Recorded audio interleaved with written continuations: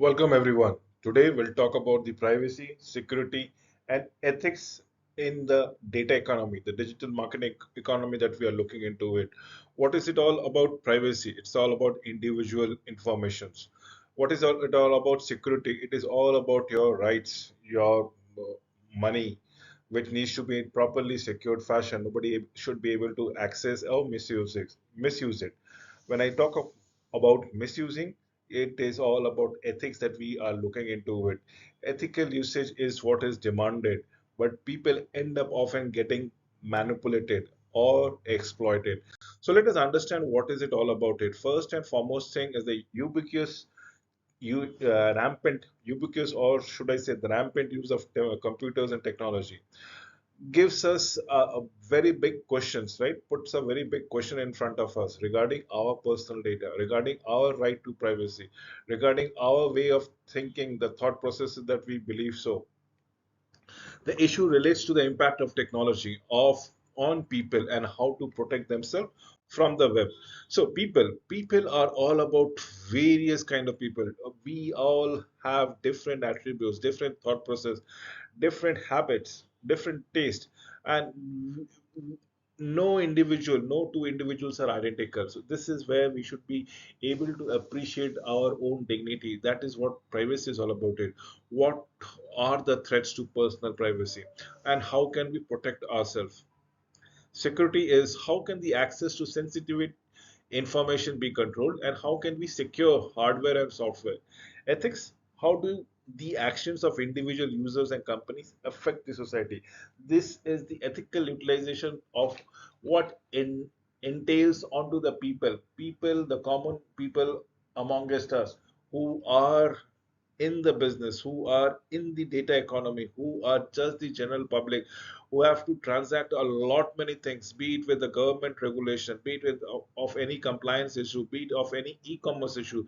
They have to interact in the data economy or the digital economy is all about it.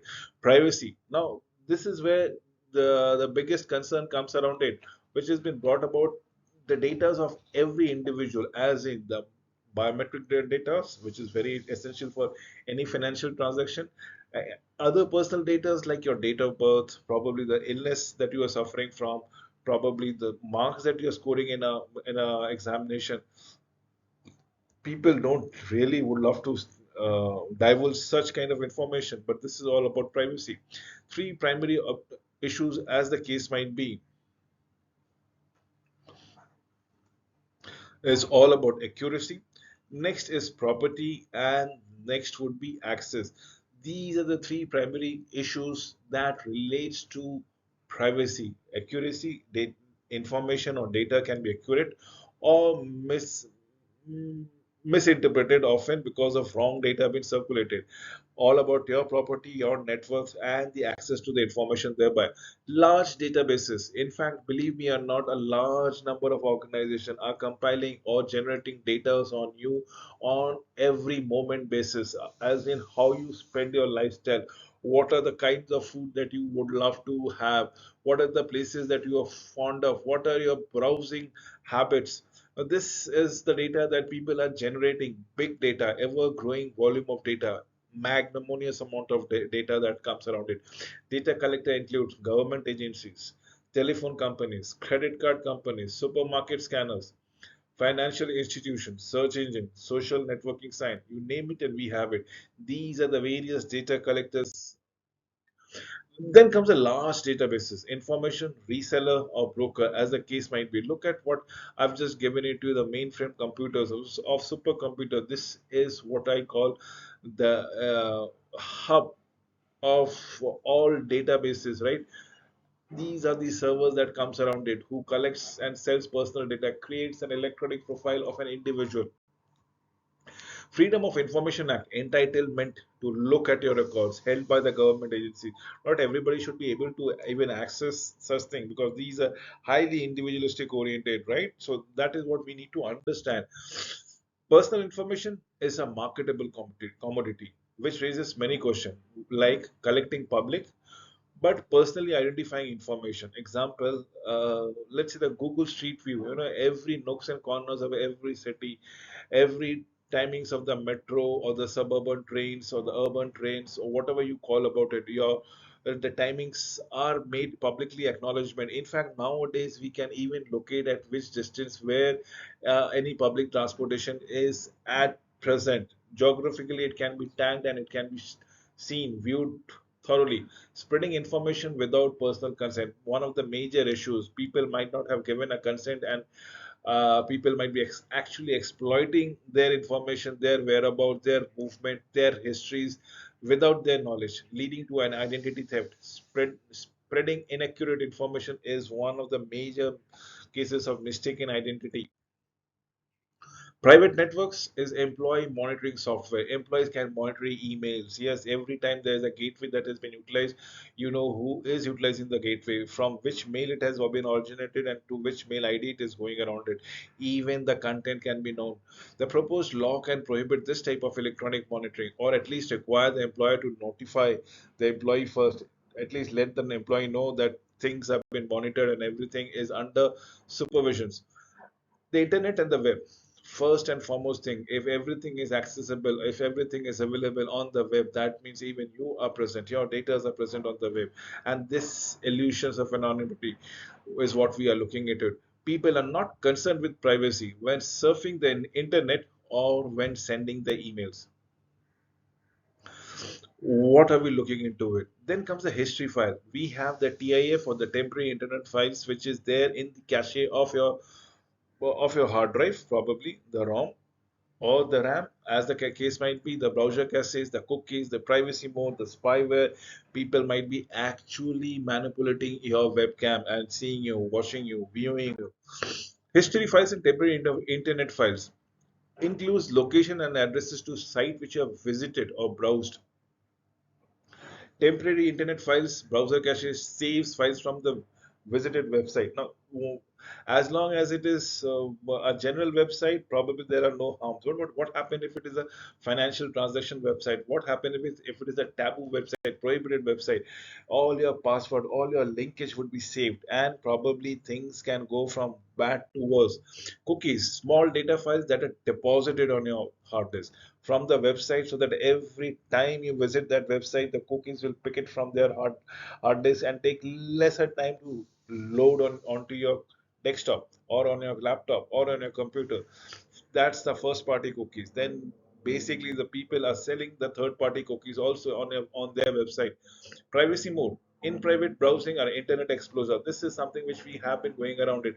Look, I've just given you a screenshot of what exactly happens with the deleting browsing history. It tells you about everything to preserve your favorite website, temporary internet cookies history, downloaded history, form, data, password, ActiveX filtering, you name it, and we have it, which can be clicked and probably forgotten also, deleted altogether. Do you want to delete it? If yes, please ensure that every time you browse, every time you make a visit the net, delete it from the cache altogether. Private browsing is all we have. Safari, we have the search engine called Google, which the maximum population around the globe is accessing. I would love to give another search engine which is as good as Google, but on a private mode is DuckDuckGo. DuckDuckGo. Geo. DuckDuckGo. Eliminate the history file is what we would be recommending it. Spyware, designed to secretly record and report our activities on the internet. Webplug, small image of HTML code. Hypertext machine language, HTML code hidden within an email. When a user opens a message, the information is automatically sent back to the source file through a bug. Computer monitoring software, invasive, dangerous, keystrokes, and what we are looking into, the keystroke loggers, which all keys are you have been pressing it, how many number of times. This helps you to crack your PIN or personal identification number that you access to for an ATM of a bank, or for that matter any machine or things like that. Anti-spyware program is what we are looking into it.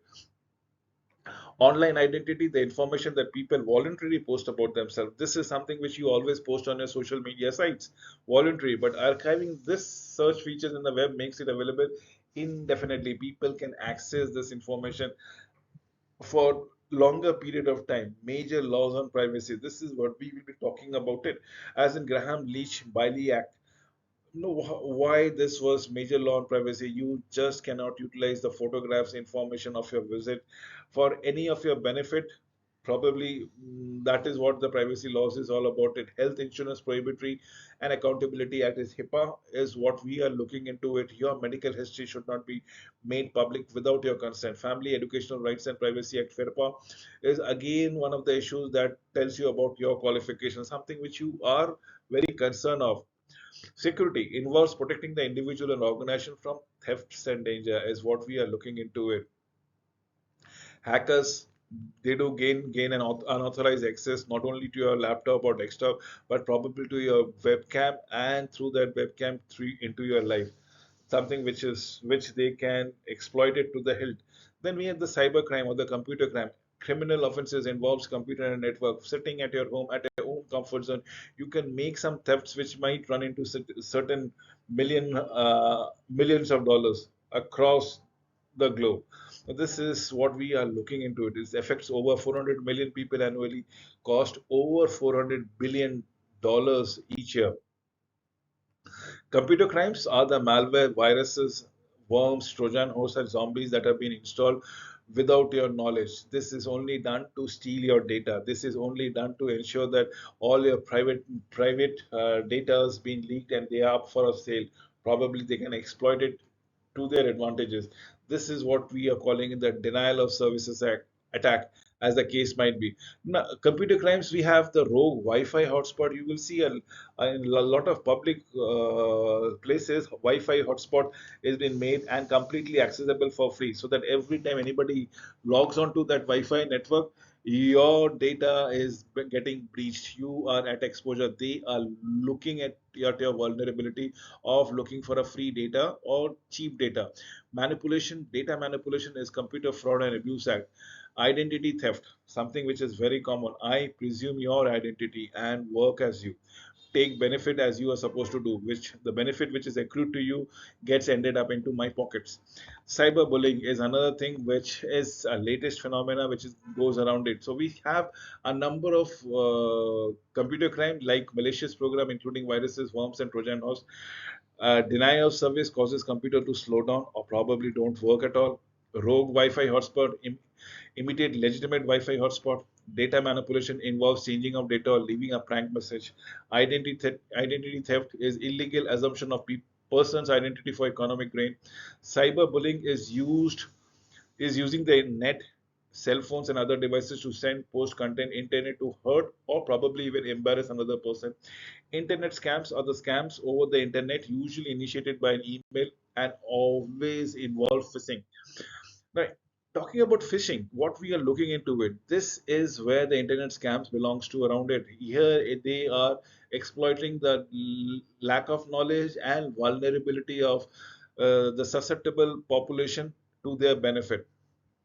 They might have examples like the chain letters, classic chain letter include instructing recipient to send a nominal amount to each of the five people in the list. The recipient removes the first names on the list, adds his or her name at the bottom, and mails the chain letter to five friends. This is also known as a pyramid scheme.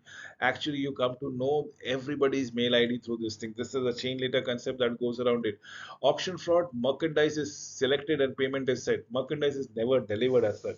A drop shipping case wherein you pay the money online to receive certain items, but that item never turns up. Vacation prices, free vacation has been awarded. Upon arrival on the vacation destination, the accommodation is missing. Accommodation is awful.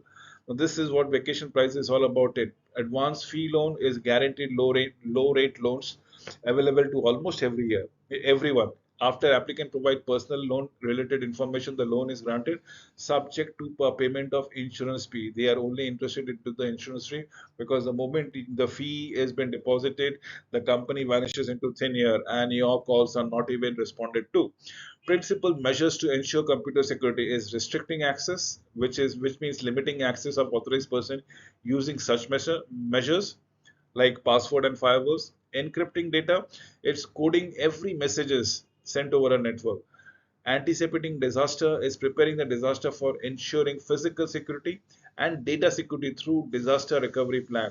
This is what we are looking into it, and preventing data loss. Routine copy data and store it in a remote location as the case might be. Now, how do we restrict? This is the best method of restricting the biometric, the iris scanner. Often the most cheapest one is utilized because the technology is very basic one is the fingerprint scanner. Password, obviously, yes, you have to make it a combination of all possible characters and letters so that nobody is able to even guess it. Dictionary attack. Then comes the security suits or the firewalls or anything that prohibits other person to enter into your arena that you don't want them to come to.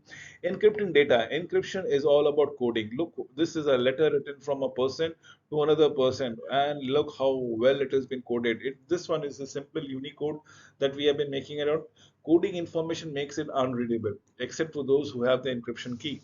So email should be encrypted, file has to be encrypted, website encryption, virtual private network, wireless network encryption, and then the WEP, WPA, and WPA2 wireless network protocol all the way. Anticipating disaster. What are we looking into it? We are looking at physical disaster like flood, like fire, like earthquake. Data security, leaking about your information to other third party, the party which you are not intended to leak at all. Disaster recovery plan, and how do we mitigate such kind of affairs? So preventing data loss is frequent backup. Keep backing it up and have at least a copy somewhere else other than the main copy. You might can keep it in the cloud. You can keep it in a hard disk, which is separate from your laptops or desktop.